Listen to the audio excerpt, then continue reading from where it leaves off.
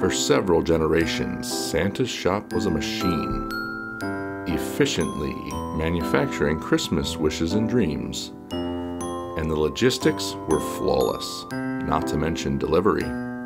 Even Bezos was jealous of their expediency. Everything was perfect for the longest time, but perfection is expensive and hinders the bottom line. As Santa's shop expanded, so did the price to run it, and the need for capital meant that Santa had to go public. On the first day of trading, the market gave to the single biggest opening day in trading history. Billions flooded in, there was no shortage of investors, and out of these traders emerged Santa's new board of directors. Every member of the board was excited and ambitious, each with their own ideas on how to improve Christmas. So one afternoon at the start of the holiday season, the board and Santa got together for their first ever meeting. The board sat in a room, engaging in idle chatter, sharing anecdotes, bad jokes, and the requisite polite laughter. This went on until Santa came in and took his seat. The conversation stopped, and the chairman began to speak. Welcome, colleagues, to our first ever board meeting. In the interest of time, let us commence with the proceedings. Since this is the first time we are gathered here together, I suggest an icebreaker so we can get to know each other better. Though Santa had no desire to play any games, he still participated so he could learn all their names. First was Thomas Buckman, chairman of the board. He earned his wealth the old-fashioned way, inheriting his parents' hoard. Next was Philip Cooker, penny-pinching extraordinaire. In fact, his fingers had permanent imprints of Lincoln's facial hair.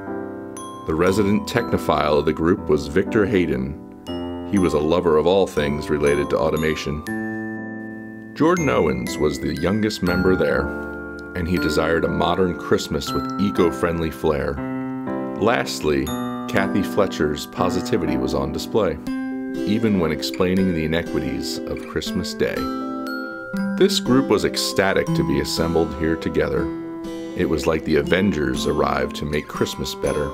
And though Santa was wary of making major changes to Christmas, at the very least he was willing to hear all of their pitches. Now that we have all had a chance to introduce ourselves, let's get down to the business of generating Christmas wealth. Mr. Cooker, would you please begin this ideation session? Everyone, let's give Philip here our undivided attention. Thank you, Tom, for letting me be the first to go. I would like to start by discussing the enterprise's asset flow. The latest figures tell us expenses are through the roof. We have to trim our operations to get our costs reduced. What costs are you thinking of cutting? Santa asked quizzically. We could start with the materials, labor, or even reindeer feed. Reindeer feed? Exclaimed Santa. You realize they need to be fed. Not if we replace them with a fleet of drones instead. Great suggestion, Victor. Philip agreeably replied. These would be much cheaper than keeping a herd alive. We need low-end models to keep the costs within reason. We could also offset the losses by not wrapping gifts this season. That's a terrific suggestion, Jordan chimed excitedly. Reducing waste at Christmas should be a major priority. We should strive to eliminate anything non-reusable. Heck, we could even make Christmas trees completely virtual. And we need to cut emissions, strive to be carbon-free. I suggest a solar conversion to power our factory.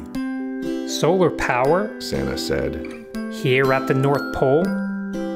Next you'll be telling me I need to stop handing out lumps of coal.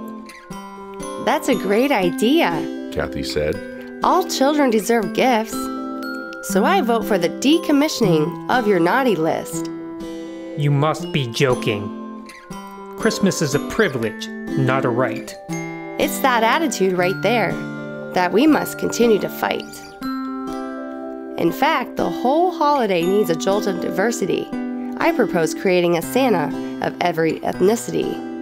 I disagree, said Philip. There's no room for that in our budget. Well, ask Jordan what he thinks. I bet that he would love it. With that, the bickering escalated, getting out of hand. Every member there was convinced that they had the best of plans. As the quarreling continued, Santa's annoyance steadily gave way to the seething anger that he had tried to keep at bay. Soon, enough was enough. Santa was absolutely fuming. What is wrong with all of you? Santa shouted, his voice booming. The room fell silent, and Santa asked, Have you all lost your minds? This is a season of joy, not fulfilling bottom lines. Have you all forgotten what Christmas is all about? It's more than a fiscal scheme to pad your bank account. It is about family and friends, about people coming together, about putting differences aside and striving to be better. It's a time for goodwill and sharing all of your blessings. That you choose to ignore this fact, I find quite perplexing. In your rush to make changes and your financial scheming, you are missing the real purpose, forgetting the real meaning. Santa's words found their mark. The board grew embarrassed. They all were reminded that the holiday should be cherished. Everyone sat still in a state of quiet reflection until Tom Buckman spoke up, breaking up the tension. Santa, you speak the truth. We have been overly myopic. There are more important things than adding funds to our pockets.